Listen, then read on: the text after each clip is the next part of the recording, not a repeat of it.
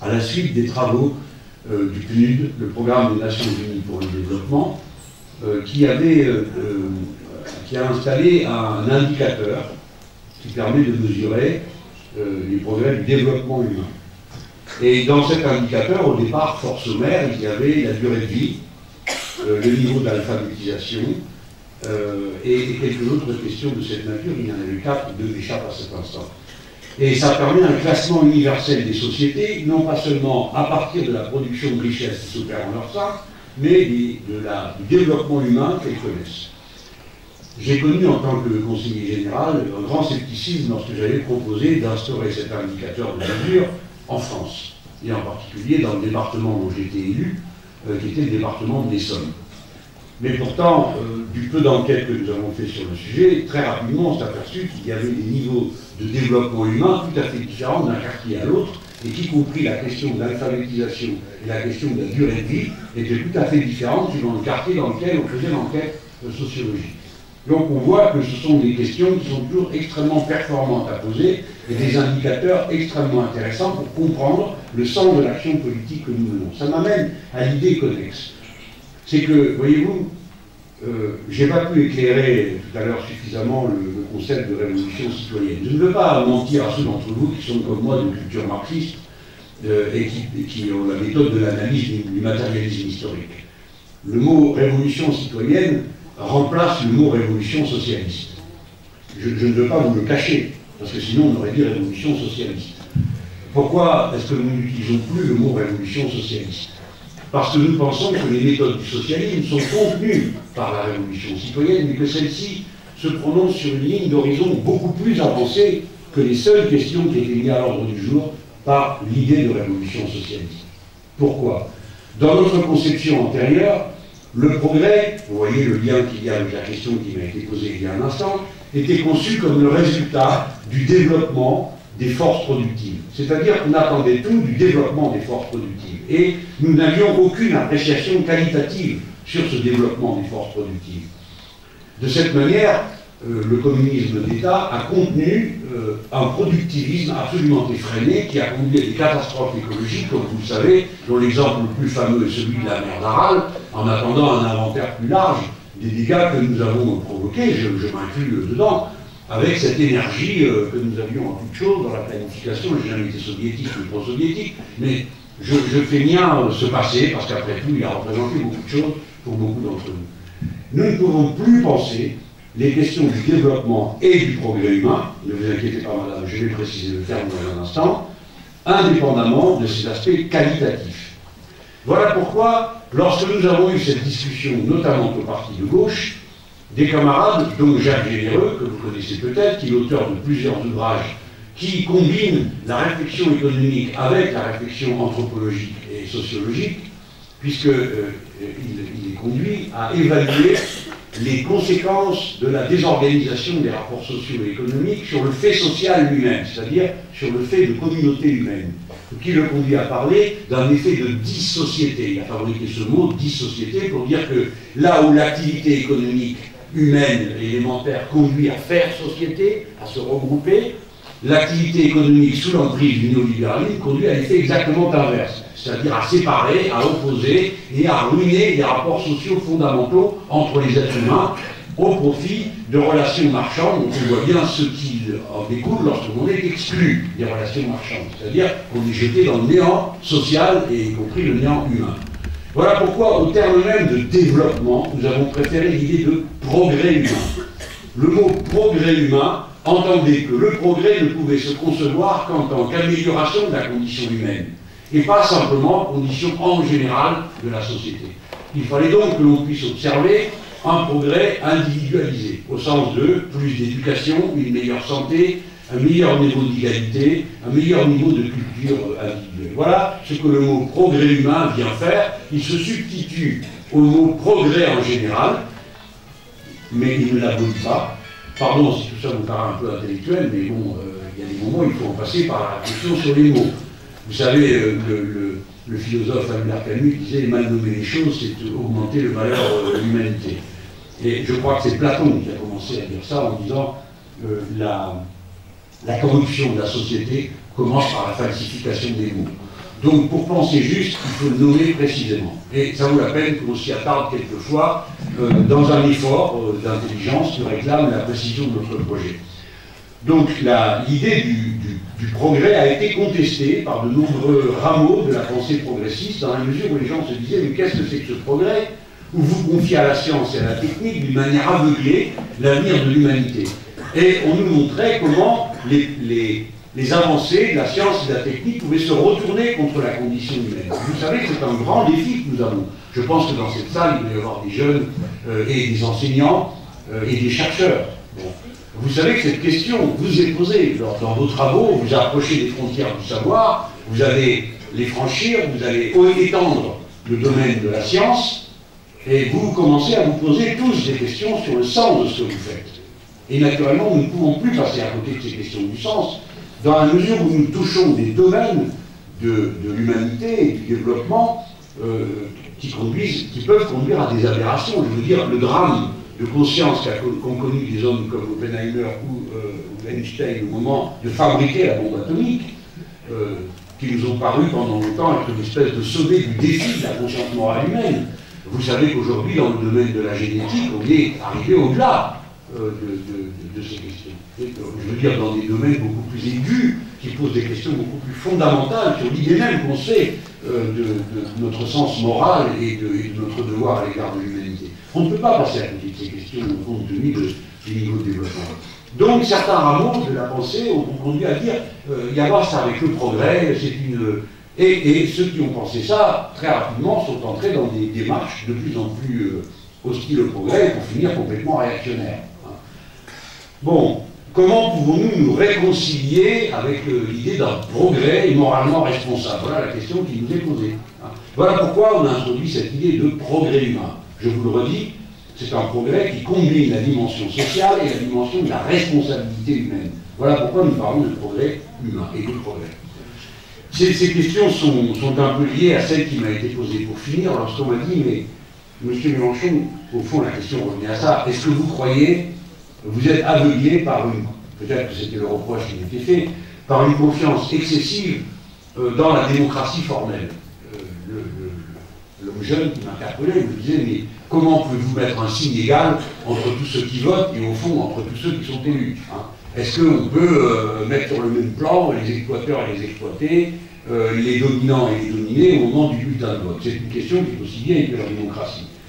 Nous ne connaissons pas de réponse alternative à la méthode qui consiste à reconnaître à chaque personne une responsabilité personnelle sur le destin d'un collectif. Mais je voudrais vous rappeler une chose, c'est que la démocratie est un moyen de décider et ne forme pas une conviction. C'est-à-dire, pour ma part, si on y réfléchit bien, c'est absurde. Pourquoi est-ce que 51 ont raison contre 49? C'est une pure convention. Mais toutes nos règles humaines sont des conventions. Et si vous sortez de conventions partagées, chacun d'entre nous peut devenir le tyran du voisin. Il faut bien, ce qu'on connaît des fois dans le cadre de la famille, les règles ne sont pas fixées que dans la société. Hein. On connaît des enfants qui sont des tyrans de leurs parents, des parents qui sont des tyrans les uns des autres, et ainsi de suite. Vous voyez qu'il y a un certain intérêt au formalisme de l'organisation sociale et politique. Je crois que c'est Karl Marx qui disait que la procédure était mère de la liberté. Ça paraît incroyable. Hein. La procédure, en général, on regarde ça avec suspicion. Après, c'est comme ça. Les règles établies, partagées et négociables sont meilleures à l'absence de règles. 51 a raison sur 49, c'est un moyen de décider, mais ça ne change rien à nos convictions après que la décision soit prise. Personnellement, je m'incline lorsque, dans mon pays, 51 décident qu'ils préfèrent Sarkozy à un candidat de gauche, comme ça a été le cas en 2007, vous voyez bien qu'ils m'ont coûté. Mais j'ai accepté la règle du jeu, façon de parler, la règle de la vie en société. Je m'y suis soumis, et même que je me soumets aux lois, même aux lois injustes, qui me semblent injustes. Je m'y soumets parce que qu'est-ce que je pourrais faire d'autre? M'insurger contre elles. En effet, c'est un droit sacré qui est reconnu dans la Constitution de 1793 de mon pays, Constitution qui n'a jamais été appliquée, mais dans lequel il y a le devoir d'insurrection contre la tyrannie. Je crois que nous avons un devoir d'insurrection contre la tyrannie. Après, vous êtes assez... vous êtes capable comme moi de comprendre qu'une insurrection doit être mesurée. C'est-à-dire que si vous insurgez tout seul avec un bâton contre d'autres qui sont très nombreux avec des fusils, il est probable que votre insurrection ne durera guère. Par conséquent, y compris dans l'insurrection, vous êtes confronté au besoin d'être majoritaire. Je crois qu'une des règles de la révolution citoyenne, ce qui la distingue des conceptions révolutionnaires du passé, où l'on pouvait croire qu'un petit groupe s'empare du pouvoir, c'est précisément qu'elles ont une vocation majoritaire. Ce que je voudrais vous montrer, monsieur, c'est du point de vue de vos propres préoccupations, c'est-à-dire de la justesse de ce que vous avez dit. C'est-à-dire, c'est vrai qu'il y a quelque chose d'aberrant à donner le même pouvoir à l'exploiteur et à l'exploiter avec un bulletin de vote. Du point de vue de votre préoccupation, il reste que la démocratie, et cette forme formelle d'égalité, est encore supérieure à ce qui résulterait du fait que chacun en ferait qu'à sa tête. Car à la fin, les dominants domineraient quand même.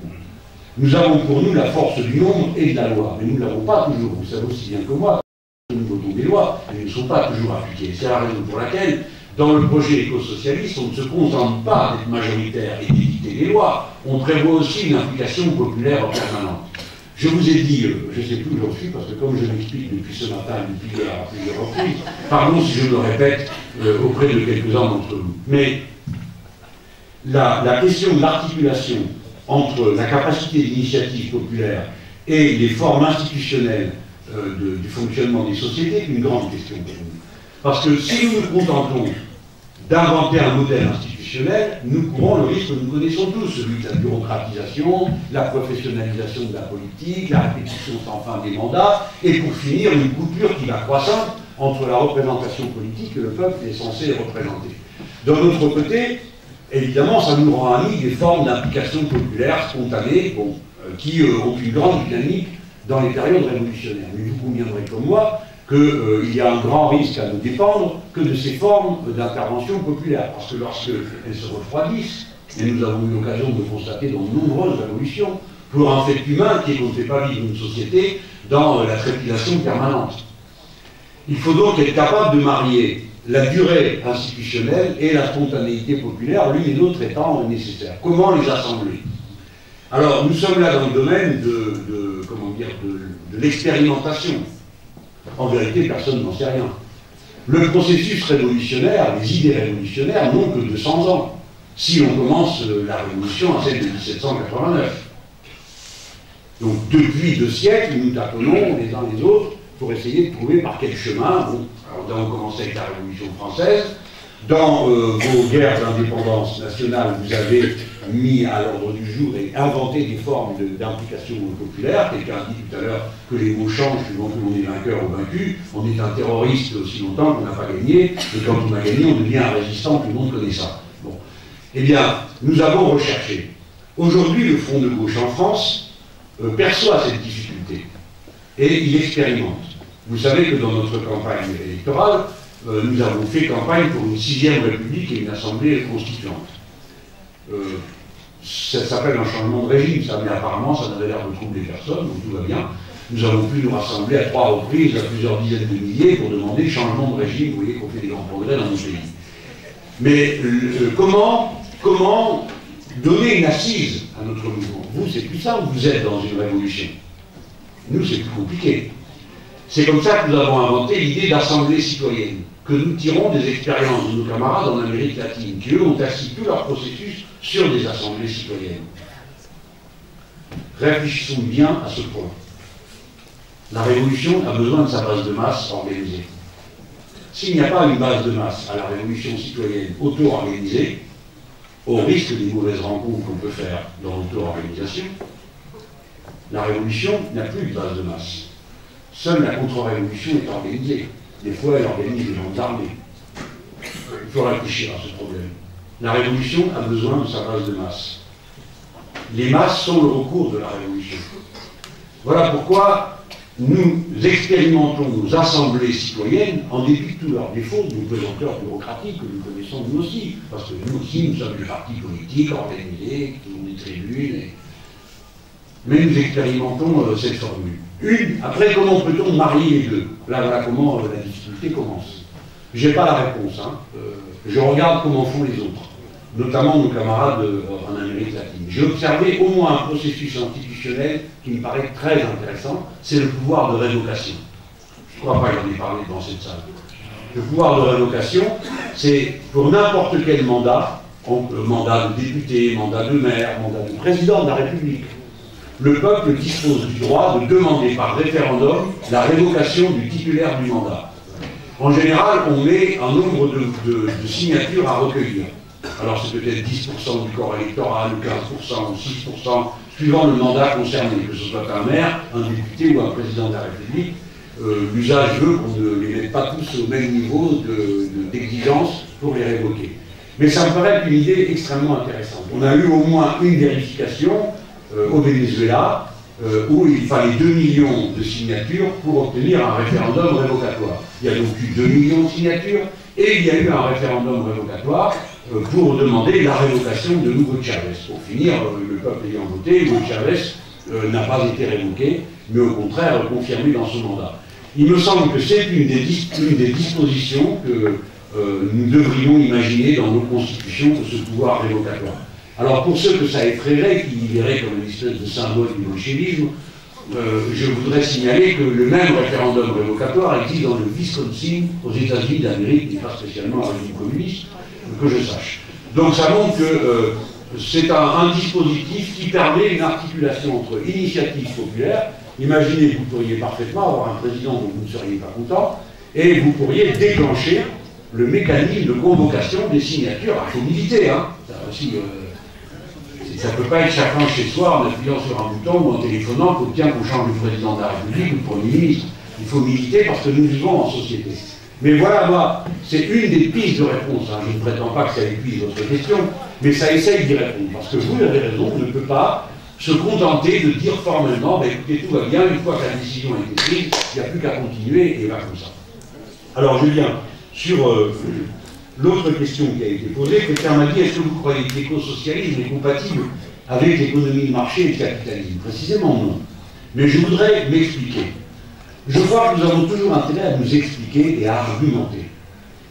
Personnellement, je déteste le système des valeurs sous-entendu par le capitalisme. C'est-à-dire l'idée d'égoïsme social, l'accumulation, etc. Mais ce n'est pas ça qui est en cause. Ce n'est pas ma détestation personnelle, mon sens moral, comparé à je ne sais quelle immoralité présupposée de ceux qui verraient un avantage à cette forme de fonctionnement de la société. Je pense que nous devons nous expliquer sur la base de la lucidité et des arguments. D'abord, ça me permettra de vous répondre. Je ne mets pas tous les profits sur le même plan, et je ne leur donne pas la même signification, je vais m'en expliquer dans un instant. Mais je commence d'abord par répondre à la question de savoir pourquoi ça n'est pas compatible. Voici pourquoi. La transition écologique du modèle de production, c'est-à-dire changer, pour parler concrètement, changer les process de production, ça veut dire changer les machines, changer les matériaux qui composent les machines, changer les méthodes de travail, changer l'éducation des travailleurs, et la base sur laquelle peut se faire la conversion de l'économie. Je ne vais pas dire on change les machines et après débrouillez-vous pour savoir les faire marcher. De toute façon, de nos jours, ceci est absolument impossible, compte tenu du degré d'élévation technique de tous les processus de production, de tous les métiers, jusqu'au plus ceux qui sont considérés comme les métiers les plus humbles. Je vais vous prendre tout de suite un exemple pour bien frapper les esprits. Je me souviens une fois, on m'avait montré un film dans lequel on voyait un pâtissier qui était à la sortie d'une chaîne de production et qui était un jeune homme et il faisait de la pâtisserie qui sortait dans des barquettes. Et on me demandait ce que je pensais du pâtissier. Et j'ai dit, je ne vais pas vous répondre sur le pâtissier, je vais vous répondre sur le gars qui est au fond et que vous ne voyez pas. Et en effet, dans le fond du film, il y avait un type qui passait avec un balai et un seau. Et je dis, si cet homme-là se trompe, s'il n'utilise pas les bons produits dans la bonne quantité, ce qui suppose qu'il sache lire, qu'il sache écrire, qu'il sache comprendre le sens d'un dosage d'un produit, si cet homme-là se trompe, alors toute la pâtisserie qu'elle a, il faut la foutre à la poubelle. Parce qu'il y aura un contrôle, et heureusement qu'il y a un contrôle. C'est un contrôle sanitaire, n'est-ce pas? Donc vous voyez que plus la société sophistique ses exigences, plus la moindre tâche a un contenu technique de niveau élevé, chaque travailleur doit être respecté, parce que de chacun d'entre lui dépend la production à la fin. Et pour terminer le tableau, j'avais dit plutôt que la pâtisserie, vous devriez regarder comment marche la machine qui crache les barquettes en plastique dans laquelle il y a les gâteaux. Parce que ça s'appelle maintenance de système automatisé. Si la travailleuse ou le travailleur qui fait fonctionner cette machine n'est pas là, les barquettes de pâtisserie, vous pouvez les attendre pendant longtemps, elles ne sortiront jamais. Tout ça pour vous dire que la conversion d'un système productif nécessite des investissements. Investissements humains, investissements éducatifs, investissements matériels. Ces investissements c'est une immobilisation du capital et de ce qu'on appelle le profit, qu'on va appeler le surproduit, c'est-à-dire la part qui est produite par le travailleur et qui ne correspond pas à sa propre rétribution. En quelque sorte, le travail gratuit qu'il effectue. J'entre dans les détails, mais il faut bien y entrer, sinon on ne comprend pas ce qu'on est en train de se dire. Par conséquent, il résulte de l'exigence financière sur chacune des groupes, chacun des groupes de chercheurs qui produisent des molécules. Mais ceci a une raison qui a été annoncée par le PDG de Sanofi. Il veut passer de la part de la richesse produite redistribuée en dividendes, il veut la faire passer de 35 à 50%. Si vous passez de 35 à 50%, ça veut dire qu'arrive le moment bientôt où le profit distribué est supérieur à l'investissement qui est fait. C'est d'ailleurs ce qui se passe en France. Pendant l'année 2010, la part qui a été redistribuée en dividendes est supérieure à la part qui a été affectée à des investissements en France, nation développée à haut niveau scientifique et technique. Donc vous voyez que le modèle de transition écologique est incompatible avec la prédation qu'opère aujourd'hui le capital sur la production du travail humain. Ce que je viens de vous décrire est un argument raisonné, qui ne comporte pas d'appréciation morale. Il comporte uniquement une appréciation de choix de société. Ou bien vous pensez que c'est une bonne chose de distribuer beaucoup de dividendes parce que vous comptez sur les gens qui possèdent ces dividendes pour ensuite les réinvestir, ou bien vous considérez qu'il y a peu de chances qu'ils le fassent et vous préférez tout de suite utiliser cet argent à de nouveaux investissements humains et matériels. Voilà le choix civique qui est devant vous. C'est un choix de citoyen, une chose ou l'autre. Naturellement, ça correspond à deux systèmes politiques différents. Mais je pense que nous soulageons la discussion politique lorsque nous la plaçons sur le terrain des arguments raisonnés. Voilà. Voilà les raisons rationnelles pour lesquelles, pour ma part, je ne dis pas que je condamne le profit. De quoi parlons-nous? De quoi parlons-nous? De la rétribution du capital. Quels sont les droits du capital à être rétribués? C'est du travail accumulé par qui? Quel est le mérite d'un héritier à posséder un capital? Dites-le-moi. Aucun. Aucun, c'est une transmission. Quelle est la valeur sociale qui est produite par l'héritage? Rien, zéro. Qu'on ne vienne pas me parler, comme on le fait à chaque fois, on me dit « Ah, la petite maison, M. Mélenchon, vous voulez confisquer la petite maison d'héritage. » Ce n'est pas vrai. En France, on ne taxe personne en dessous d'1 million. D'accord? D'héritage. 1 million, pardon, c'est dans les francs d'avant. Maintenant, c'est 150 000 euros. N'est-ce pas? Comme la moyenne des couples français est de 2 enfants par famille, ça signifie que personne n'est taxé à moins de 300 000 euros. Bon, vous savez, il en faut des sous, hein, ça en fait de l'argent déjà. Et après, la première tranche qui est taxée à partir de 300 000 euros, pardon de vous dire que c'est pas très lourd. Donc, une personne ne commence à être taxée sur l'héritage qu'à partir de 300 000 euros en France. Ne vous laissez pas raconter l'histoire sur le sujet. Hein. Il faut toucher plus de 150 000 euros pour commencer à être taxé. Donc, je viens à ce que vous disiez. Quand on parle de profit, il faut dire de quelle entreprise on parle, de quelle sorte de profit et dans quel circuit économique. Voilà, c'est donc une discussion totalement rationnelle. Alors, si la question que vous me posez, c'est est-ce que dans votre système, M. Mélenchon, la totalité de la production de richesse est redistribuée en salaire? Ce serait absurde. Aucun système au monde n'a jamais fonctionné comme ça, y compris le système socialiste ou le communisme d'État. Puisque, par nécessité, une part du travail effectué a été réaffectée aux investissements, aux impôts des sociétés, etc. Donc, de toute façon, il y a un surproduit social. La question que nous nous posons, c'est quelle est l'affectation du surproduit social, l'arbitrage qu'il faut faire entre investissement, salaire et rétribution, rémunération du capital. Moi, j'estime qu'un capital placé n'a pas à recevoir une rémunération qui soit supérieure à sa propre conservation, c'est-à-dire aux alentours de la valeur de l'inflation. Sinon, quel est le sens de la rémunération de ce capital? C'est une accumulation préalable, donc il faudrait explorer la signification sociale et la légitimité sociale. J'espère ne pas vous avoir entraîné trop loin dans les abstractions de la théorie politique, mais comment peut-on penser l'avenir de nos sociétés sans se donner le temps d'y réfléchir aussi profondément? Quelqu'un a dit aussi, est-ce que vous croyez qu'on peut passer par les voies démocratiques à l'écosocialisme? Je préfère passer à l'écosocialisme par les voies démocratiques que par les voies autoritaires. Mais ce qui est sûr, c'est que tout le monde devra passer à l'écosocialisme. En tout cas, à la gestion écologique de la planète. Parce que même la rareté que le capitalisme a l'habitude d'exploiter, même la rareté a une limite. Hein? La limite de la rareté, c'est quand c'est tellement rare que plus personne n'est vivant. Je me souviens, lorsque j'étais jeune homme, dans les brochures marxistes que l'on nous distribuait, on nous montrait comment, pour la honte du capital, il comptait même faire des profits sur les loisirs. Et alors on disait, oh, les loisirs, personne n'arrive à imaginer comment on allait faire du profit sur les loisirs. Bon, je pense que la Tunisie touristique a maintenant une idée assez développée de comment on peut faire des profits sur le loisir. Et ensuite, la même question venait lorsqu'on parlait de valeur d'usage et de valeur d'échange. Vous savez que toute chose contient une valeur d'usage. Ce verre, la valeur d'usage, c'est que je peux boire de l'eau, comme je vais le faire. Sa valeur d'échange, c'est que je peux essayer de vous la vendre. Et le verre et l'eau qu'il contient. Il fut un temps où, quand on demandait dans nos réunions, qu'est-ce qui a une valeur d'usage et n'a pas de valeur d'échange? Justement, on répondait l'eau. Il y avait toujours quelqu'un qui trouvait, il y avait des intelligents, pas moi, mais ceux qui étaient intelligents, ils trouvaient que l'eau. L'eau n'a pas de valeur d'échange parce qu'il y en a partout de l'eau potable. Bon, vous connaissez la situation actuellement. L'eau est aussi une marchandise. Prenons cet exemple. Parce que c'est celui-ci qui va concentrer beaucoup des questions de l'avenir. Personne ne peut se passer d'eau. Vous pouvez vous passer de plein de choses, mais pas d'eau. Ni de nourriture d'ailleurs. Vous ne pouvez pas vous passer d'eau. Donc l'eau est un bien commun de l'humanité. Il n'est pas acceptable que certains s'approprient l'eau et n'en donnent pas aux autres, parce qu'il les condamne à mort. Donc c'est un bien commun. Nous en avons tous besoin. Nous devons le mettre en gestion collective. Est-ce le cas? Non. Dans toutes sortes de pays, l'eau est appropriée d'une manière privée. Ce sont des compagnies d'eau qui font du profit sur l'eau. Et qui, si vous ne payez pas votre abonnement à l'eau, ne vous donne pas d'eau.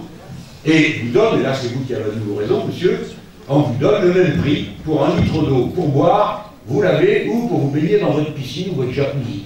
Ah, vous n'avez pas de jacuzzi, tant pis pour vous. Oui. Tant pis pour vous parce que c'est le même prix. Vous voyez que l'usage et le mésusage sont payés du même prix, ce qui n'est pas socialement justifié. Ce qui est socialement justifié, c'est que le mésusage coûte plus cher que l'usage, raisonné et raisonnable.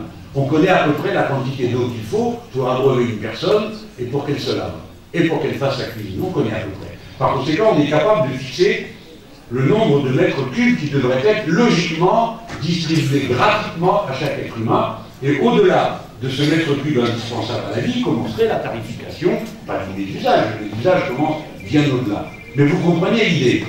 Voilà un exemple de bien commun de l'humanité, qui est un bien naturel qui participe de la logique de l'écosocialisme.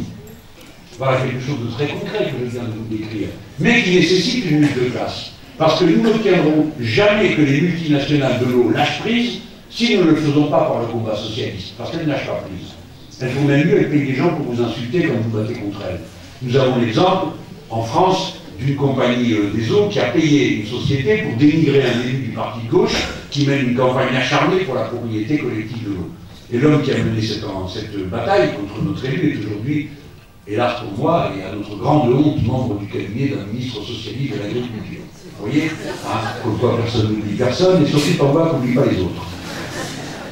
Mais voilà un exemple de passage. Pourquoi le passage au modèle éco-socialiste implique la lutte de classe et la lutte socialiste?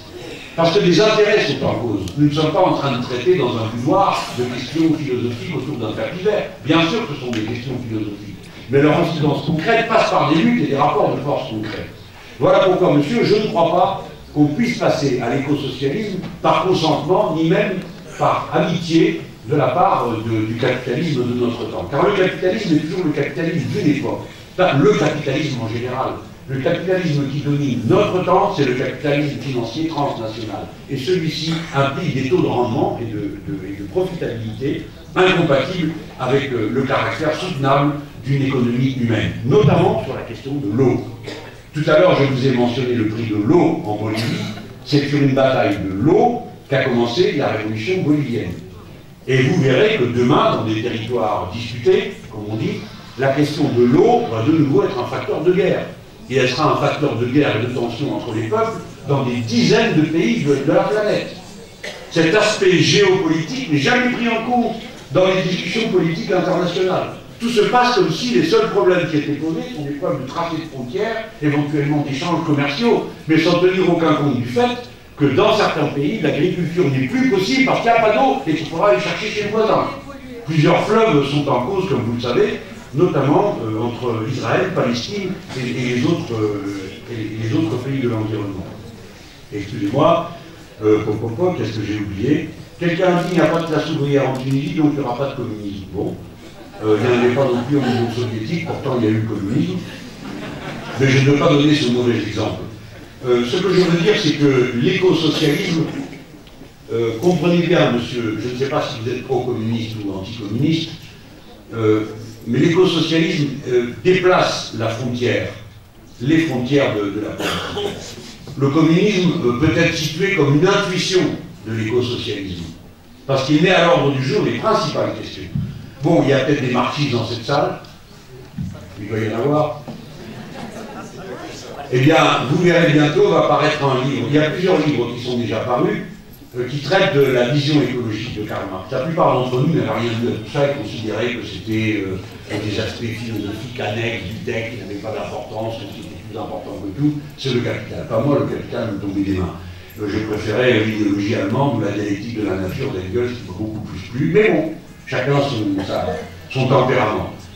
Ce que je veux vous dire, c'est que nous trouvons dans le penseur fondamental du mouvement socialiste, qui n'est pas pour nous une espèce de... C'est pas les dates de la loi gravées dans le marbre indépassable, c'est un appel à notre propre intelligence, à prolonger ses travaux, à étendre notre capacité de compréhension, et pas du tout à nous incliner devant un texte sacré. Ça n'a pas de sens pour nous. Nous ne travaillons pas sur la base des vérités révélées en politique. Bien, dans le marxisme, il y a cette intuition que Marx résume dans un mot. Il dit de la nature qu'elle est le corps inorganique de l'homme. N'est-ce pas? Ça donne bien l'idée de ce que ça décrit. D'une continuité absolue entre l'être humain et son environnement naturel. Cette intuition était pas masquée à son époque. Lui-même comprend les limites que ça peut avoir, puisqu'il dit une phrase extrêmement forte, il dit « le système capitaliste épuise l'homme et la nature ». De cette intuition, je vais mettre des guillemets naturalistes, sont très souvent présents dans les textes de Karl Marx, c'est nous qui ne les avons pas vus. Bon. En même temps, il ne pouvait pas se faire une idée aussi profonde que celle que nous pouvons nous faire du caractère premier de cette contradiction à l'intérieur du capitalisme. Nous connaissons les autres contradictions du capitalisme, caractère social de la production, appropriation privée de la richesse, toutes ces choses que nous connaissons. Mais cette contradiction qui est que le système épuise l'homme et la nature, et en épuisant la nature, épuise la capacité de la société à se reproduire, ça c'est une idée nouvelle, et c'est une contradiction d'une force beaucoup plus violente que toutes les autres, puisqu'elle pourrait mettre un terme à toutes les autres contradictions en même temps, dans un sens que nous n'avions pas prévu au début de notre réflexion socialiste. C'est pourquoi je demande aux camarades de réfléchir à cette idée que l'écosocialisme prolonge la pensée du socialisme et du communisme du 19e et du 20e siècle en lui traçant une ligne d'horizon plus loin en avant dans la compréhension des problèmes, et non pas en arrière. Nous ne sommes pas en train de régresser, nous sommes en train de nous lancer des défis auxquels nous ne pouvons pas échapper, qui sont d'un ordre supérieur à ceux auxquels nous croyons avoir d'abord répondu. Lorsque nous pensions au développement des forces productives comme une réponse à tous les problèmes de limite de l'activité humaine, maintenant nous devons y penser en termes qualitatifs, ce qui est précisément pourquoi nous parlons d'une révolution citoyenne et non pas seulement socialiste. Le contenu de la révolution citoyenne est donc plus dense et qualitativement plus important que ne l'était l'exigence de la révolution socialiste à elle toute seule. J'espère que je n'embête pas la jeune génération avec des débats qui nous renvoient un peu au passé, mais nous nous inscrivons tous les uns dans les pas des autres, et nous pensons sur les épaules de ceux qui nous ont précédés. Et donc, nous avons intérêt à bien saisir quelles peuvent être les continuités, de manière à ce que nous n'ailles pas se glisser dans des ruptures, des escroqueries intellectuelles que nous aurions ensuite à payer fort cher. Car nous ne sommes pas contentés de nous tromper dans le passé. Hein. Nous avons aussi fait beaucoup de très bonnes choses dont nous sommes les héritiers aujourd'hui, et nous pouvons avoir une conférence de ce type et de ce niveau. Pourquoi? Parce que nous avons tous été à l'école. Et nous avons tous été à l'école, pourquoi? Pas parce qu'on nous l'a offert, mais parce que nos pères et nos prédécesseurs, nos mères, se sont battus pour que nous ayons le droit d'être éduqués tous. Et en quelque sorte, nous sommes tous les héritiers des luttes sociales du passé. Je demande qu'on ne l'oublie jamais, parce que trop de gens se comportent comme des enfants gâtés à l'égard du résultat des luttes sociales. Voilà ce que je voulais dire pour l'essentiel. Quelqu'un a dit tout à l'heure aussi un mot, excusez-moi, oui.